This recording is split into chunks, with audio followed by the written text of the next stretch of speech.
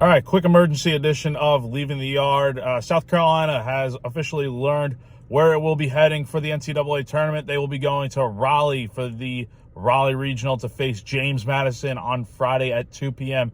on ESPN Plus. And yes, that is ESPN Plus. All these NCAA tournament games for the field of 64 will be on ESPN Plus. And if you don't have a subscription, I would definitely recommend doing so because you will not be able to find these games on cable or anything like that. But quick thoughts. I really don't know much about the other teams in the Raleigh Regional. You have NC State as the 1 seed, South Carolina as the 2 seed, James Madison as the 3, and then Bryant as the 4. The only one I know a little bit about would be NC State, and that's obviously because South Carolina faced NC State in the winner's bracket of the Columbia Regional last year at Founders Park, and that was a 6-3 game that the Gamecocks did win to advance to the regional final where they would eventually beat Campbell to move on to the Gainesville Super Regional. And I think it was, perspective speaking here, I think it was probably the best draw that South Carolina could have gotten. I mean, the Wolfpack are 33-20 on the year. They've had a great season, but I think there are a lot tougher foes out there.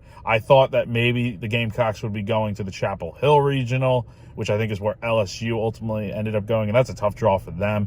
And then you get Vanderbilt going to the Clemson Regional as the SEC team there. And, from being at the watch party today with the team and stuff, they were definitely cheering when Vanderbilt got selected to go there because I think that's a tough draw for the Tigers with Clemson. And, I thought maybe that's where South Carolina would have gone. I think it would have been cool for the Gamecocks to play Clemson, but alas, that's not the case. And instead, they're going to Raleigh. So, like I said, first pitch will be at 2 p.m. on Friday.